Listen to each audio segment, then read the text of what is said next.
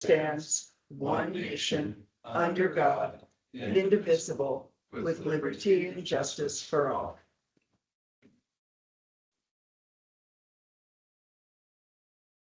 We are going to call this regular board meeting ORS 119.6302 to order. Let's go. I guess we probably should do roll call. I'm guessing Macy will be here. All are present except Macy. So we'll hope she appears. I imagine she will. Head right into approved consent agenda. Did everybody have a chance to read the minutes from the last meeting? Any corrections, additions? If not, we need a motion. I move we approve this consent agenda. I second it. All those in favor? Aye. Aye. 3, recognition input of guest staff reports correspondence. We did all receive a correspondence from New Directions for you to read at your leisure. We have Stephanie Shoemaker, we have Cherie Blackburn, we have Toby Dunlap here as visitors this evening. Administrative reports. Joe or James? Looks like James. Yeah. You're on. So high school football, is doing well right now at 4-1, small losses to a real tough DeSales team up in Walla that's currently undefeated. So we're ranked number 3 by the OSA rankings. I haven't seen the coaches rankings this week. I usually go on those in the OSA rankings. Those are really important when we get to playoffs, since they are what we go by. We're trying to get as much JV time as we can. A lot more time so far than last year already, but we've got a couple things lined up going forward. They're going to play 1 quarter Crane. Got full game theater lined up at this point. We'll see. Our numbers are we've got some injuries, so it's always a variable with JV football. Junior high football's had an interesting year. We've not real light on 8th graders, pretty heavy on 6th graders. A lot of the other schools haven't had a lot on lower end, so our B team hasn't gotten a lot of action, but it's one thing we can't control. So we get it where we can, and but the A team's definitely improving. There were some gaps there, but as you could look at it as being, we're light on the experience, and there's not very many 8th graders. So high school volleyball is 8-11 overall, 3-3 league. We're got a younger group that's, you can see they're learning and improving and working their way through. We'll have our district tournament coming up in about 2 weeks at Baker again. And the state tournament this year is Denver's and Grams. So hopefully they'll get to stay there long term, but at least it's there for this year. And I think they'll flip flop. They'll have 1A. They're going to do an Eastern Oregon at DOU and at Grand High School, and they'll flop, where is my understanding, if it continues to stay there. Junior high volleyball is going to be seen. They're playing tonight. They have 3 very full teams, and they've been doing pretty well overall. Teams were doing well. The C team had a tough 3-setter tonight that they lost, and then B team was winning when I left, but that's the last day. I saw it where I headed down this way. Cross country has been doing well as usual. McKinney's doing a great job along with Carrot taking over and transitioning. The other coaches have been great to help with that as well. So they're on the way. We'll see how we do when we get to district. That's coming up here, fortune well at the end of the month. They went around Halloween as well. So it'll be a busy day. Lister game with Hamilton, and then home football with Adrian that night. So On Halloween. yes. More interesting. And junior high cross country is doing well. Also, let's see, a lot of times improving. But we also tend to expect that the more they run, they tend to get faster. So junior high basketball begins on October 20th. And then they have 2 weeks of practice. First games are on the 1st. And again, like we've done the last couple of years, we'll do both boys and girls junior high basketball before Christmas, and then we'll have wrestling afterwards. And we're working on getting reminders out to parents about paperwork and trying to get parents know how they've already registered their kids for on our order for fall sport, how to transition them over, because it's much simpler. So, or it's supposed to be. We'll find out. Homecoming week was a success. It was a lot of fun. Seniors won, but we were heavy emphasis on the seniors. Don't think you're just gonna get it good for seniors. You better earn it. And they did a pretty good job, but everybody did. It was a lot of fun because much as good of a homecoming as I've been went through myself. Kids had a lot of school spirit. And as far as I know, the athletes went well. I posted my head in, but I wasn't there very long. One of the highlights, actually, Louis City was here at the pep assembly on Thursday. So I has Friday in there, that's a typo.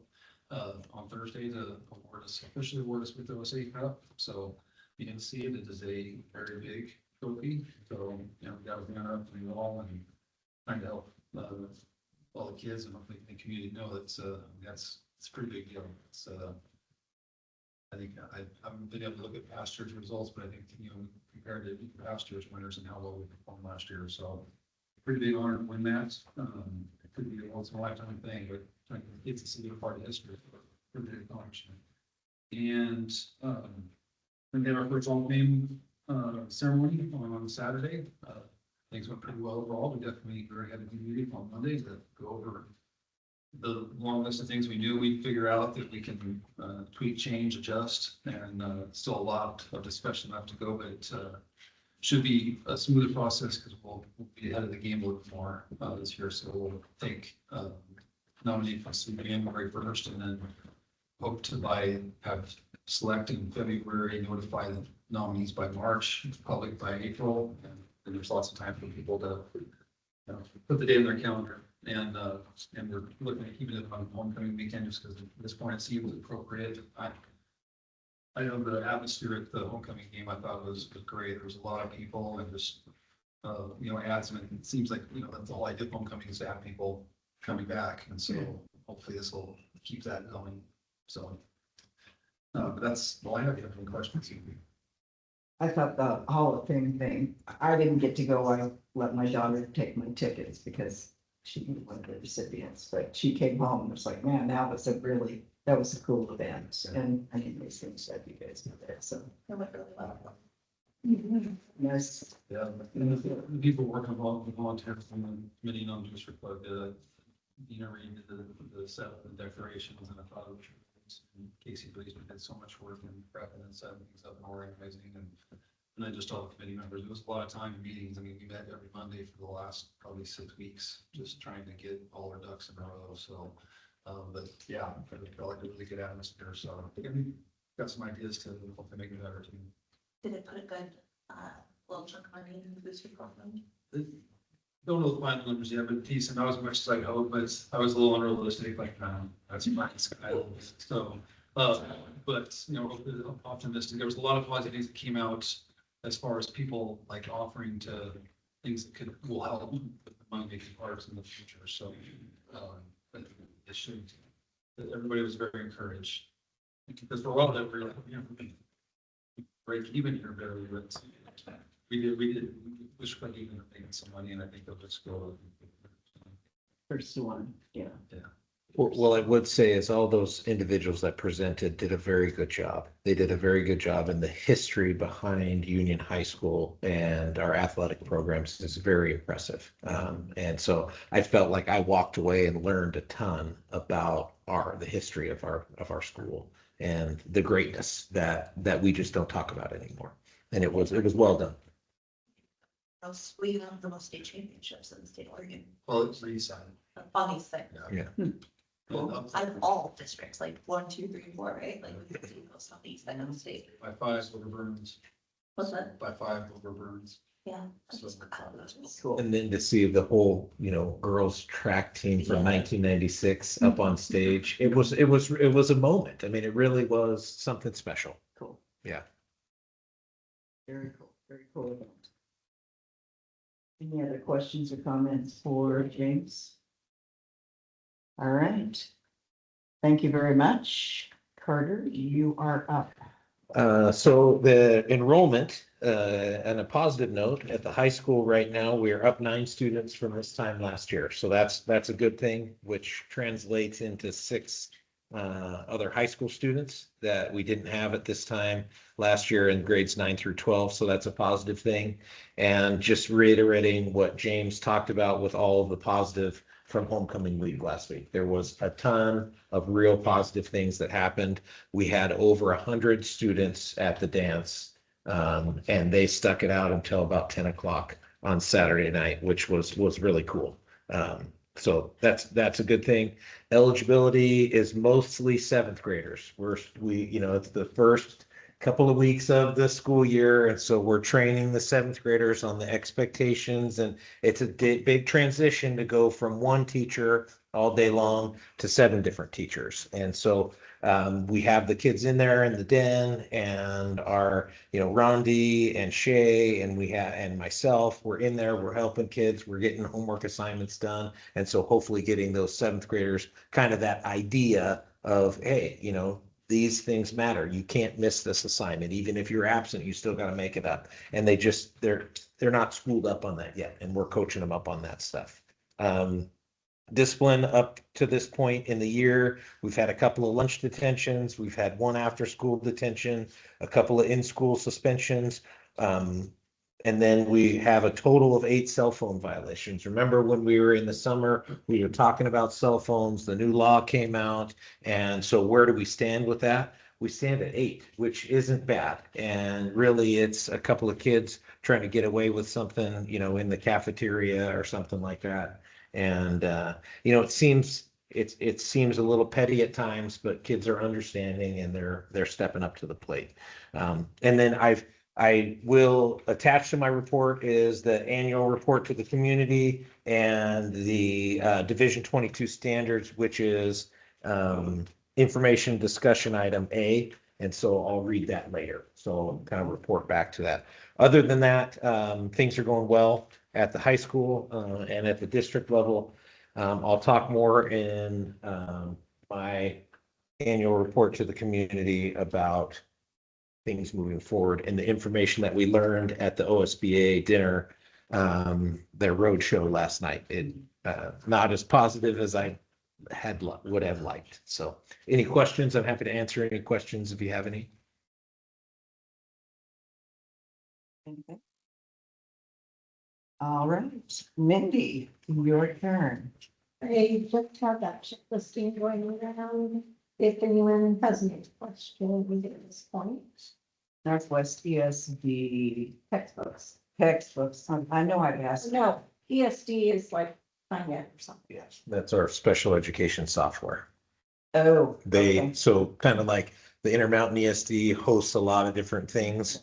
The ESD in Portland area, they host TiNet, which is our special education software. Okay. And it's a must have. There's no options there. Probably. I think I probably asked you that before, but. The other thing is just that I'm finalizing the draft audit. I haven't found any errors yet, but I'm gonna ask for a rewording on a couple of items, and then I think they will be here to present in November, Okay. providing she can be here on the date. I noticed they did send their bill. Yes. Yes, they did. Okay. Anything for Mindy? Anything else? Any other questions on checklisting? Okay, okay, Chris. Right. We can see from our September enrollment, we are down 3 students. We had 2 families move out of the district, and out of those 3 kids. As far as what's happening in the school, my staff and I have talked about a curriculum search for a science adoption. We're narrowing down what we want, and now it's my assignment to go out with some options for us to review and sample and possibly go observe other schools using it. So that's kind of the deal that my staff and I are working on right now. Our PTA continues to support us in many ways. We're getting ready to start a food program fundraiser. It's kind of a fun little trinket toys that kids can earn or buy. You can see on the second page of my report, PTA is now sending out a monthly newsletter, just talking about what they're doing, which is nice. Nice. Just try to build some community involvement and hopefully get more members. Monday, I was able to host and then go to 2 other elementary schools in our area. What we did was we went in and observed different teachers for a short amount of time. And then the administrators that were a part of that were able to talk about what they saw and how they would communicate what they saw with teachers back. So it was practicing observations. It was very valuable to me. It was kind of fun to show off our school a little bit when they came to Union. So that was a good little professional development moment for me. On October 23rd, our primary students are going to go to the Wing Sheep Ranch and hunt some pumpkins. And so that's always a tradition that we enjoy, and we appreciate the Wings hosting us every year. On that same day, I am going to be in Milton Freewater, looking at this Playworks demonstration. It's the third page of my flyer there. And basically, this Playworks outfit talks about how to have positive experiences and expectations at recess. And so recess is a ongoing struggle at elementary as far as how we manage our behavior, how we manage ourselves, how we create positive activities for students to do. And so I thought it was worth a visit here in a couple of weeks to go see what this outfit has to say and see what kind of magic tricks they have for us. So I'm going to attend that here in a couple of weeks. Our monthly student of the month assembly is on the 28th. And then our first quarter conferences are coming up November 7th and 6th. Okay. Has GIB been using the recess support thing, or are they just looking at it? From what I understand, they've adopted it, and this is their introductory lesson, professional development on how it's going to be implemented at their school. From what I understand. They've implemented some of it, and so you're going to get to observe what they've implemented at recess. Cool. And will the elementary PTA newsletter, can that be linked to the Facebook, the district Facebook thing? I can see, I am not aware if that is currently happening, but I will try to make that happen. Well, I just, if they could, It's one of their goals to be getting the word out there, so I imagine that they would want that, and they have a link to their Facebook page on this, so it would make sense that it's somewhere on Facebook somewhere else. it would be, well, just the one that, I know the feed that I get, it would be cool if it was on there, Sure. because I think there's a few people with all of that. So that's, And don't forget about the 30th would be the Halloween parade. Okay. That's always a great time, and kids are super excited about it. It's really fun to watch those kids come through the high school all dressed up. Yeah, it's really fun. and that is at what time? 2:20, right? You guys line up at 2:20, we go through the high school, 2:30, and then you guys go downtown. It's say 6. It's right around 2:30. Okay. The start of second period. Yeah.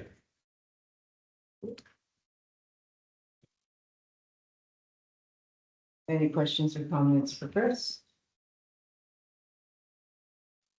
Thank you very much, all of you, for your reports. Let's go to our most favorite fun, policy items. Graduation requirements, first reading.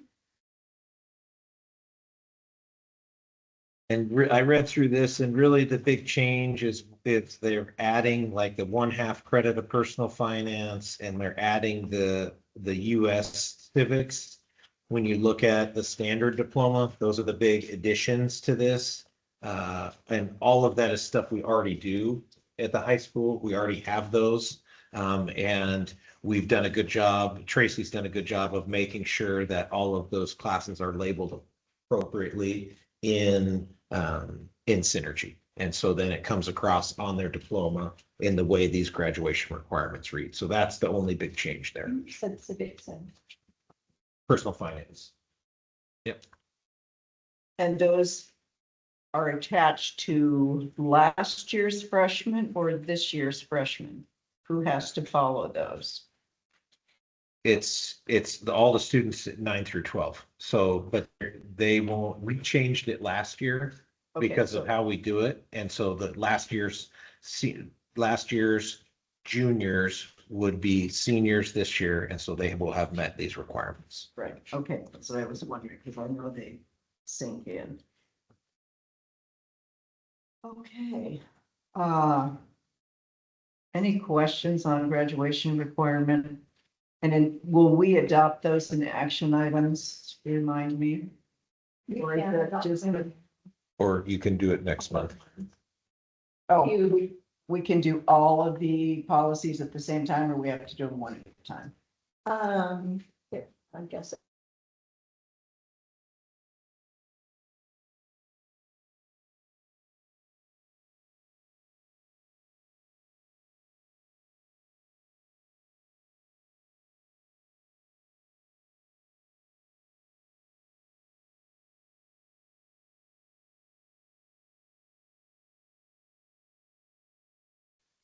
A simple skill, feel, there's established, feel process, support, CKL. And a whole nother Okay. section.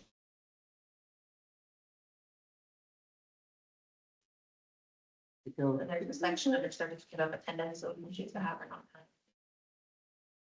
And other district responsibilities. Okay, let's make sure. So I think the first one you're talking about is on page 5-6. It's under essential skills, right? The district will or will not allow English language learner students to demonstrate proficiency in essential skills. Yep, so essential skills is where it starts. And then it's this whole section that we can decide to include or not. So if you see it starts at essential skills and it goes, I believe, down to the bottom of essential skills appeal. So we could choose to include essential skills and the essential skills appeal or not. But essential skills at this time are waived until the end of the 27-28 school year. So then we probably want to take that whole section out, the Yeah. optional section, right? Yeah, Okay, so let's remove that section. Okay, And then we go down to extended diplomas. And there's nothing in that section. And then certificate of attendance, number 39 to 41, those are.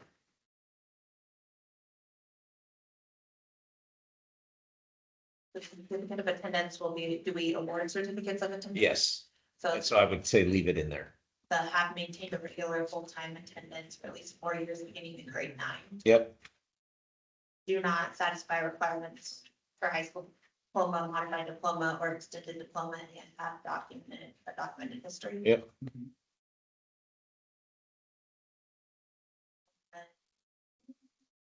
Under other district responsibilities, the district will provide, and then quote, age appropriate, developmentally appropriate literacy instruction to all students until graduation, or take out and just say, district will provide literacy instruction to all students until graduation. I would say we do age appropriate and developmentally appropriate. We do that right now. So put that in. Yeah, Which page?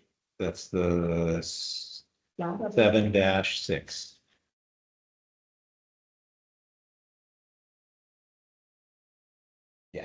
That's all of it.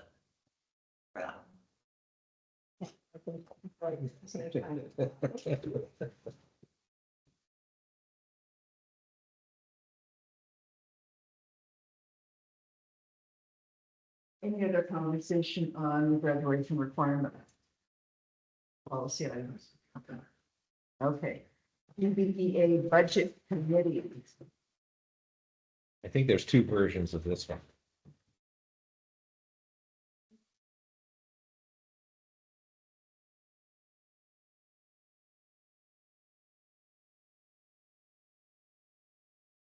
Yeah, there's 2 versions. You have a preference one way or another, and why? Mindy, and this is kind of your bailiwicks, what, have you looked through both of these? I always go to the short version. Version 2.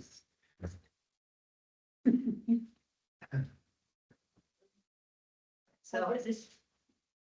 A district budget committee will consist of either the 5 for 7 board members and the 5 or 7 electors appointed by the board as required by law.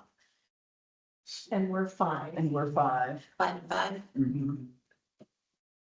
And then do we want that next section? The term of the appointed members of the budget committee in the district that prepares an annual budget will each be 3 years with appointments made so that nearly is predictable. The term of 1/3 of the members in each year. We have been doing 4 years alternately, 2 and 3. So let's just delete that whole section then. Because it's optional.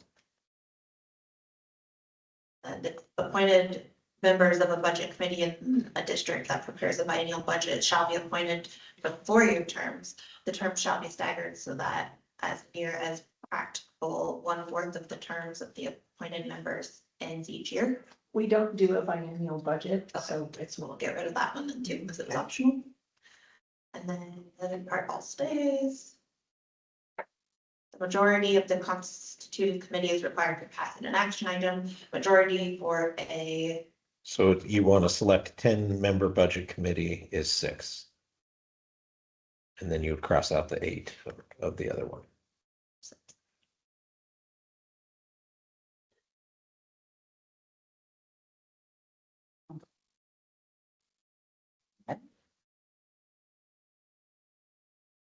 On that one, and then 2A instructional materials.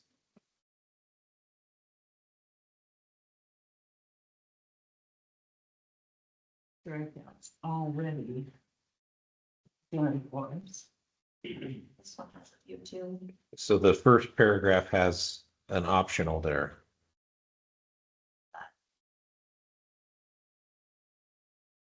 So we're cutting that out. Strike the first one. I think we should. Okay. Whoops. Start the second part too, but that's the next section. They identify the group in the ORS. I don't think we need to explain it any further, Are you talking about the, i.e. our Native American, European, African, Asian. That was Okay. section. okay, Name on the next one. In my opinion, if something else, No, it's the ORS is cited there. Yeah. You might as well not make it. hard. Do you have any, do No. you need it written out? Okay. No. Nope, all right, then. and those are, yeah. Section says policy is not intended to cover classroom activities. Complaints regarding classroom activities unrelated to material can be filed using other established strict complaint procedures. And that's fine. I would say that that's where our practice is. Okay, so leave that. Yep.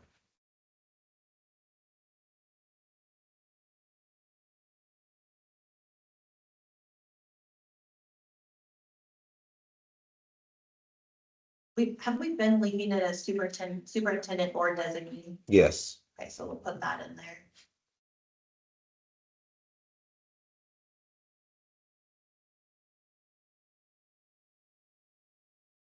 Student staff parents with students as an option. And I mean, I think it's okay to leave it in there because I would encourage kids with, questions on instructional materials to come get clarity on it. I mean, when we adopted the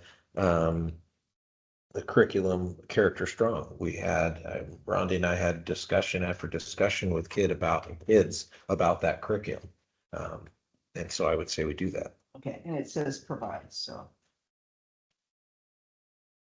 Okay, leave that guy in there. Each quarter instructional program and its instructional materials will be reviewed on a 7-year cycle. Will be just reviewed and Yeah, any resulting, so take out the 7 years. yeah, because Leave the 7 years. no, we're taking it out. Taking it down.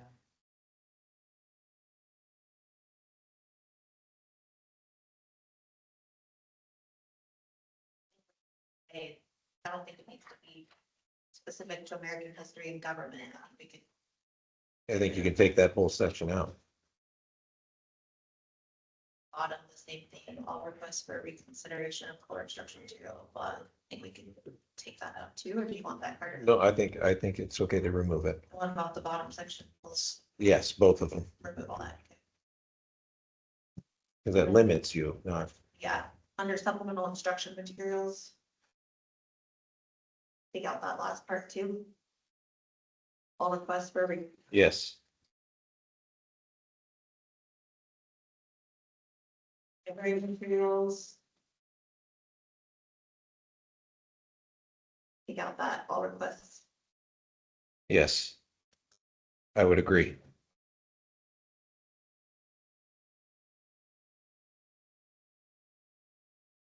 And then I think we can take out the with no formal selection on the. Correct. library materials. Giving classroom teachers some freedoms. Yeah, Yeah. yeah. And then we take the last one, yeah. Take that last part out too. Okay.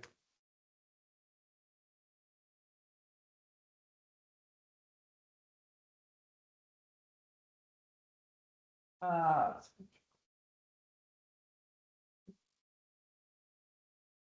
And maybe you said we could take action on all three of these to adopt. Unless Motion. someone is opposed, yeah, Right. and then we flip.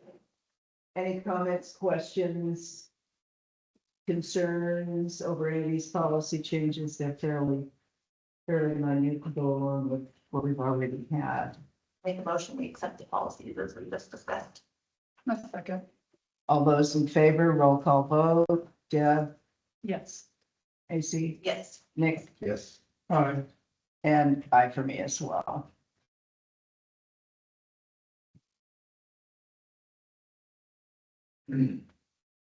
Information and discussion items, Division 22 standards and annual community report. So that was included in my packet. The annual report to the community looks like this. And so I'll just go quickly through it.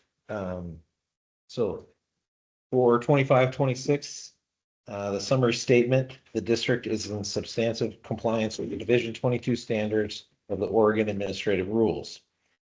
In so many different ways, Union School District has seen a start to the school year that feels like the best in my 18 years here. First, we've had some changes in personnel that have influenced the high school in the past year. We hired a second science/social studies teacher, reducing the class size in those subjects to roughly 15 students per class. We believe this will be a wonderful recipe for success for our students, especially since the high school is growing and predicted to grow even more next year. Next, we hired a new language arts teacher and a new math teacher for the high school and a new music teacher for the district. These individuals come with a great amount of energy and have quickly become great assets for the staff. Ultimately, students have nothing but great things to say about these new staff members. I was in one of the classrooms yesterday of one of these new staff members doing a snapshot observation, and the students were actively engaged, volunteering, and excited about the lesson. It was wonderful. Second, we were able to complete some maintenance projects over the summer.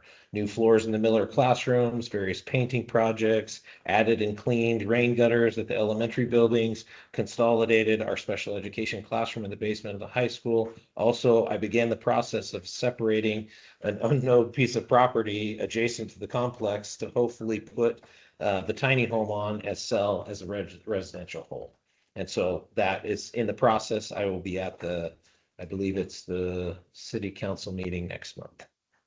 So one of the major projects from this summer was our sprinkler system. We've updated the pump and the main lines recently, but this past summer we were able to focus on our attention on where the sprinklers were located. The goal is to create head-to-head coverage, which will help the look of the grass and conserve our water usage. Third, this year, will be another exciting year for mathematicians of Union School District. We have be in the 5th year of iReady Math, kindergarten through 8th grade, 6th year of our AMP, which is our algebra and manufacturing processes and entrepreneurship, and design, as well as our 5th year of geometry and construction. So optimism is high right now with these current courses, the energy and excitement of our new math teacher, and the addition of the tiny home construction. All very exciting things. In addition, the elementary just completed the second year of the early literacy grant from the Oregon Department of Education. This has helped provide professional development, update materials, and provide some fun opportunities for the community to enjoy the academic efforts of our students. Finally, student enrollment has kind of flatlined and at the elementary and the high school, which will impact our funding system for next school year. I hope that we graduate a smaller number of students than we bring in the next year, increasing our numbers district-wide. Ultimately, this spring will be challenging as we move into many changes in the federal tax code. These tax changes will limit the income the state receives. That in turn will significantly affect the state's funding model for K-12 education immediately and continuing into the biennium. So what we learned when we went to the OSBA dinner and kind of information last night is that the tax revenue literally is down in the state from the federal government because the state aligns with the federal tax codes. And since we align, we have to follow what the federal tax changes are. All of these tax cuts are equating to $888 million shortfall coming to the state of Oregon From the feds. from the feds. And so that is a significant amount of change. And so we're going to see some impacts from that. And so I hate to end all of this positive stuff with doom and gloom, but that's what we heard last night. And there's some other stuff with Medicaid and with SNAP and those kinds of things that are going to be down the road. But that's not a very good thing. And Mindy has predicted this. She predicted this a while ago. Make sure you get that in the notes. Anyway, it's not a real positive thing, but we feel like we'll be able to make some changes and we'll have some retirements and have to do some things that are not fun, but that we will still be able to educate kids and do things in a positive way. So that, go ahead, sorry. The good news is we did get an increase in the state funding for the biennium, which is going to give us a little bit of buffer, but the Fed stuff is at this point unpredictable at best. But right now it looks like we're going to have a hole, which, state can't fill immediately because we work on a biennium. So the SNAP and Medicaid funds are, they're going to impact our nutrition programs and our abilities to serve free and reduced lunches and get those kind of supplemental funds. That's where, as Medicaid is cut, then those numbers go down as to who qualifies for those, and that means less funding that comes in to take care of that. What is our food bill roughly for the year? The total fund, Yeah. oh gosh, like 358,000, something like that. And right now, every student can eat free breakfast and lunch. So And she's right, and I've done some thinking about this. As those SNAP and Medicaid funds go down and people are no longer what we would call directly certified because they may have lost their benefits somewhere else, we need to be proactive as a district to get the free and reduced applications out, because people are not filling out the free and reduced applications, and that qualifier may or may not be tied to their benefits. So you may not receive any benefits from the state, but you might still qualify based on income and the number of students in your home. And so my thinking would be, we need to be a lot more active about getting those free and reduced applications turned in again, so that we can maintain the level that we need to remain on it's community eligibility provision. And so that's allowing us to feed those students free meals. And so just because our families no longer qualify for certain benefits, that actually means the need for free lunches is higher. And so I'm hoping that if we can get in front of it a little bit and explain this to our community in some way that I haven't dreamt up yet, we can get those applications coming in so that we have the documentation when it comes time in 2026, I think of April, that they will be recertifying for a 4-year cycle for that community eligibility provision. So we need to have the proof in pudding by that time to hopefully keep that eligibility. So it may be something that at conferences, we can start proactively getting ahead of it. Conferences have those applications sitting there and somebody at the table manning it saying, hey, It's not, yes, even if your child never eats in the cafeteria, it can still help the this is school. cool. Yeah, Mhm. you could fill this. So that may be, There's gonna be some important.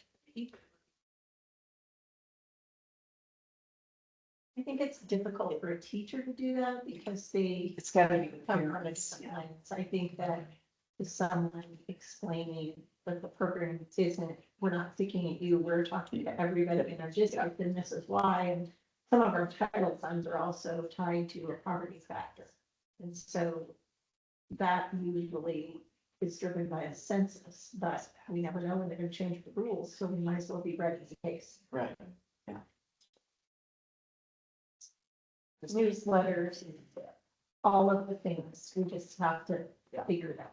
And we've got this in the last few days, and so we haven't worked up a plan yet, but Yeah. we would. It's a good idea. The addition in the city newsletter was nice to see the school stuff in there, and that could be another, Oh, yeah. that Yeah. might be in that monthly, when it goes out, just add that, hey, if you haven't filled out this form, and here's the benefit to the school district if you fill it out.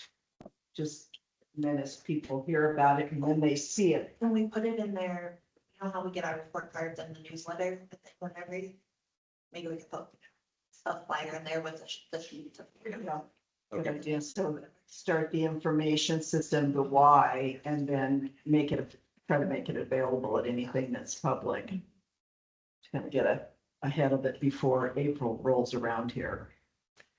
But So the only thing I want to point out to you in the Division 22 standards, so that's the next attachment. I would ask you to look at page 2. If you look at page 2 and it says media programs, and then it says status, implementing an approved corrective action. So and then the explanation and evidence, the district has partially met all the requirements for the rule. And that's because Union School District uses the Intermountain ESD librarian to oversee our library services. So we don't totally meet it, but we kind of meet it. We meet it in a corrective action way. And that's because our librarian is a classified employee, not a certified employee.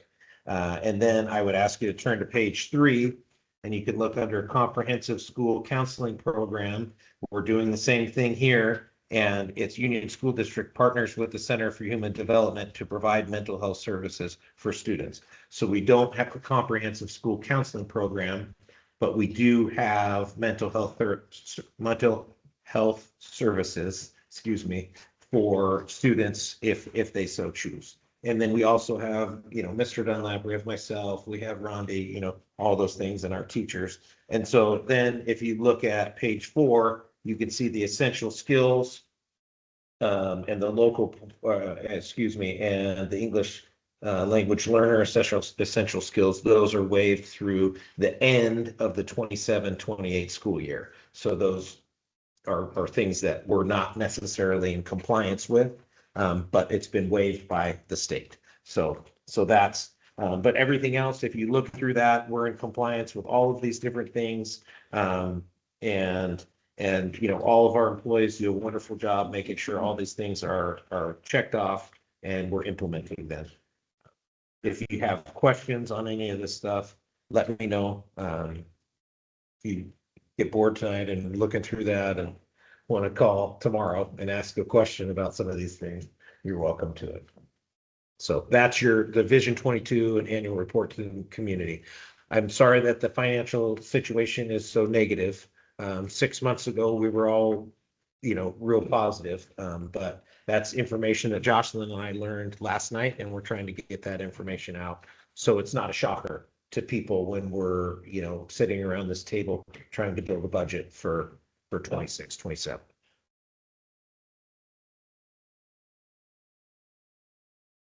Any other questions, comments on either the OSBA roadshow or Division 22? Okay, third-party investigation into public complaint update. I have received it. I have met with the lawyer. The lawyer has all of it. And we will be addressing it tonight in executive session with action coming out of that at the end of the executive session. So that will be occurring this evening. Academic and attendance progress, November expectations. For the soup eval. So I will bring that stuff and have that part of my next month's Right, report. right. And I put the agenda items so that there were specific things you would like him to bring and he could be prepared. Oh. So it's typed in the minutes. yeah.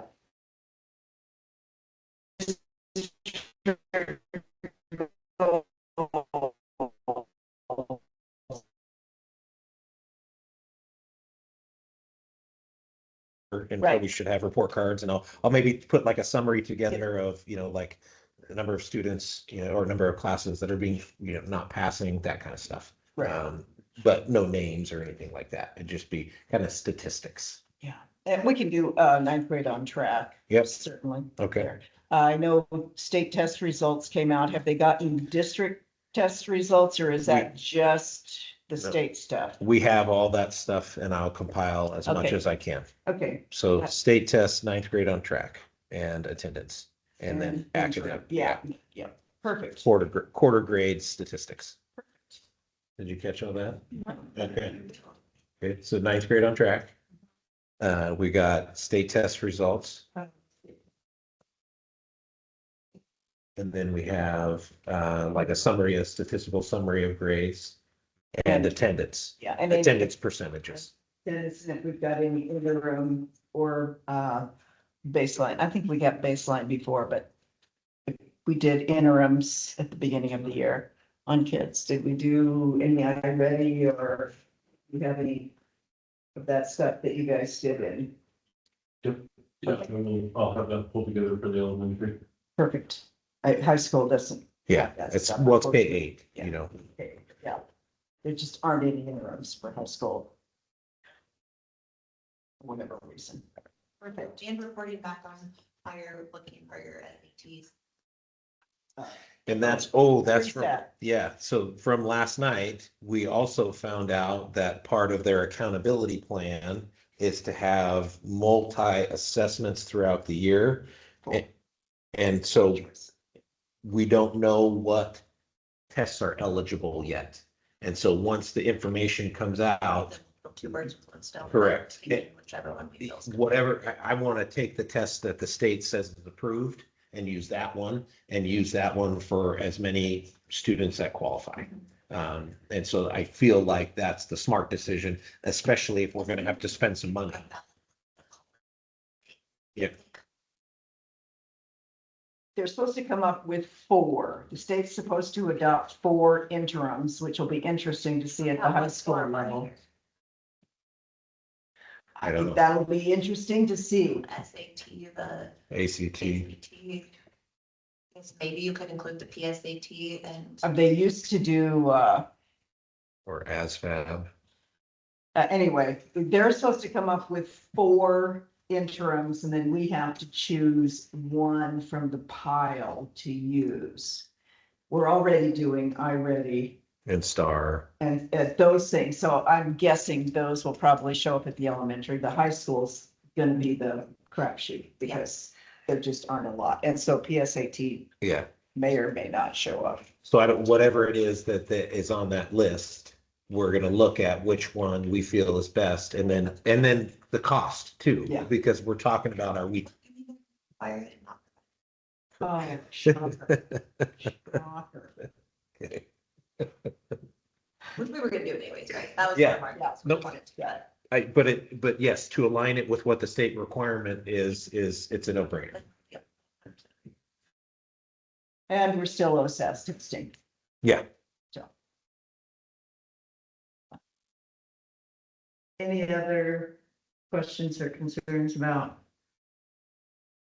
what we want Carter to bring us? Okay, internet connectivity update. So there, with the money is there. The E-rate money has been approved. We have been awarded the E-rate money. We have it now, but then there's a 60-day permitting period. So we are in the 60-day permitting period, which should end sometime in November, which is fine because we're done with athletics down here by November. And so my hope is that by the time that we get to spring athletics down here, all of that stuff is hooked up. We've already been able to add the stuff to record our board meetings, so we're not having to use this. But I met with the tech department today. They were very apologetic about this. They did not realize there was a 60-day permitting period. So that's what we're in right now. And we don't control that. So we're in the 60-day permitting period, and then we should go from there. So hopefully by this time next month, I've got a date of when they're gonna start running the internet to here. And what's the plan? It's the internet, we have our internet access in the front of the high school. That's where it comes in. So then we're gonna actually take it right back out of the front of the high school, back to the telephone poles, and then run it down on the telephone poles down to here and then to the building. Fiber cable, I assume. Yep. So, Depending on how football is, we could have stuff in November. oh, true. Very good point, James. So but I mean. Yeah. At least the first week, possibly 2 weeks, but it's just too early to tell right now. And I don't think I'll know by this time in November. I think they're gonna be like, oh, the permitting period hasn't ended yet. That's what we were discussing today, but the ESD personnel, right? They're always gonna be optimistic. They're always gonna be like, oh, it could come in earlier. So, We used to operate on the school. Operate on a year, like January 1st to December 31st calendar. July. July 1, For 2 June. weeks for Christmas and all that. like, Yeah, so it'd be nice if they could do it over Christmas break when. well, the contractor, Oh, okay. but the ESD employees that are managing the E-rate funds for us, Gotcha, okay. they, Yeah, because if we had like Thanksgiving break or Christmas break and we could do it when there's no students here. Yeah. that'd be- Do they propose burying? it's gone back and forth. They went one way with burying it from the road to here, and then they talked about going aerial. And so I think it's gonna be a matter of what is the most cost effective. So, and that's why we said we don't want to do it until after football season, because I don't want a big trench out here when we're trying to have a football game. You know, Well, that's exciting that Yeah. it's moving forward. And that was one of the things they talked about in the funding thing, so we're glad we're doing it now. yeah, Well, if we had a choice, bury. well, I think it's gonna be aerial, my, We run out of pole. yeah, yep. So We're gonna set poles. I don't think so. Okay. Any other questions about the internet? Coming in here, yay. Future agenda items. November quarterly superintendent about, we've already talked about that, haven't we? Or is this something different? So I don't forget to put it on. Oh, excellent. Excellent. As should maybe be covered. Okay. Perfect. Anything else that we need before we go to public comment? We are going to allow public comment at this point. We will be very tight on the 3 minutes allowed, just because we've got a long haul coming through. Macy, could you time and give a 15-second warning on that so that speakers can gauge their speaking? All right, is there anyone who would like to give public comment? Okay. I hope we've all learned from the past 8 months that it only takes one person spreading lies and false stories to damage a team and divide a community. This entire situation could have been avoided if someone had simply asked a question at the beginning, instead of believing in true claims. I want to be clear. I never said any of the lies that were spread about me, and my daughter has never been instructed to exclude teammates. Moving forward, I expect professional communication and no further attacks on families for exercising their rights and freedom to make choices during their personal time. Administration must stop targeting families and instead begin working with families to build a stronger, more supportive community for our students. It is my hope that moving forward, we handle situation with honesty, open communication, and fairness, so that no other family or team has to experience this kind of unnecessary damage. Thank you. Stephanie? Yeah, not knowing the outcome of the investigation, I just want to make sure that everyone is clear from our side, how the investigation went. We were called, we had filed a formal complaint against James and against Carter. And when we were called, the investigator said, I'd like to meet with you about your formal complaint against Kobe and James, which we told him, we don't have a formal complaint against Kobe. We have a formal complaint against James and Carter. So he said, okay, I'll meet with you about James. So we went in, he had read our complaint, we went over it, discussed it, and then we said, what about our formal complaint against Carter? And he said, I have no idea what you're talking about. I've never received your letter about Carter, and I am not, I've not been hired to investigate Carter. So we were very confused. But at the time, he's like, we'll go ahead and talk about whatever you want to talk about, even though he had never read our complaint. He knew none of the details. He knew nothing that had happened. And so it didn't seem like a proper investigation without him knowing the details to just, oh, let me just tell me your story. Okay, that's great. And then after that, I know that the Blackburns had spoke with him about Kobe, but he had never spoke with them about their formal complaint against James or against Carter. And so we kind of expected that there would be a follow-up so that he could have a complete investigation, and there never was. So the Blackburns were never talked about or talked to about their formal investigation or their formal complaint against James or Carter or how things were handled.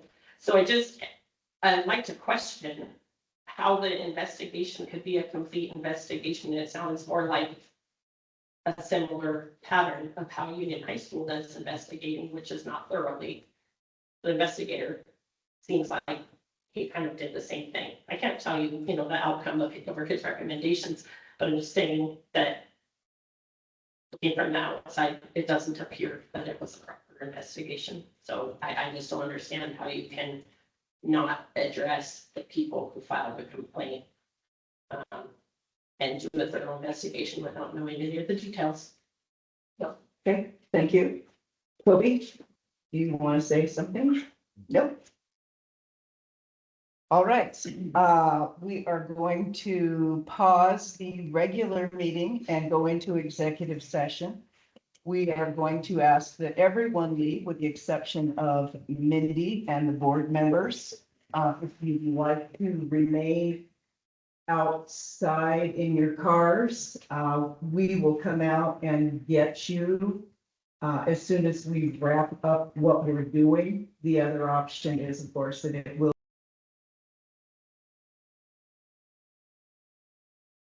Okay, there you go. Oh, careful. This has got to change. Or you're gonna take it bigger.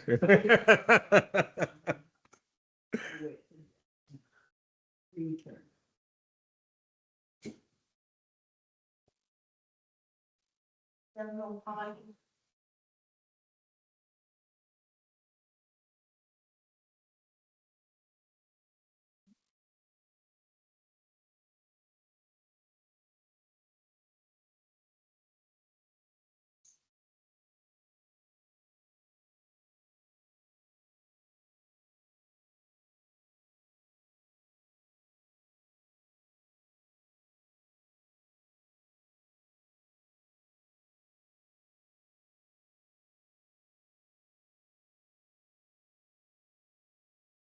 Oregon legislature.